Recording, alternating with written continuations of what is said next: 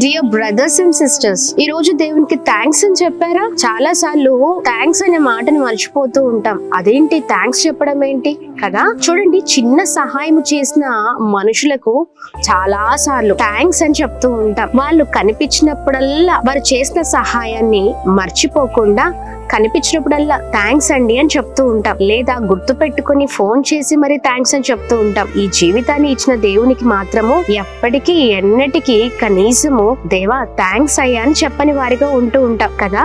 ఇలా చాలా సార్లు మన జీవితాల్లో మనం ఇలాగనే ప్రవర్తిస్తూ ఉంటామండి. బ్రతుకొనిచ్చిన దేవుని మర్చిపోతాం, కానీ చిన్న సహాయాన్ని చేసిన మనుషుని జ్ఞాపకం ఉంచుకుంటూ ఉంటాం. అలాంటి వారిగా ఉంటే మనం ఎన్నటికీ దీవించబడం. థ్యాంక్స్, కృతజ్ఞత కలిగి మనం జీవించాలి. కృతజ్ఞత లేని వారిగా ఉంటే మన జీవితాలకు ఒక అర్థం లేదు. ఈ రోజున చాలా మంది మన కళ్ళ ఎదుటనే మరణిస్తూ ఉన్నారు. కానీ దేవుడు ఉచితమైన ఆరోగ్యాన్ని మనకిచ్చి మన ఆయుష్ని పొడిగించి అనుదినం మనల్ని నడిపిస్తున్నారు కదా. ఇంకెంతగా కృతజ్ఞత కలిగి ఉండాలి.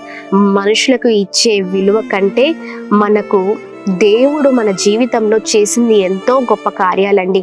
ఆయనకు మనుషుల కంటే ఎక్కువ విలువ ఇచ్చే వారిగా ఉందాం.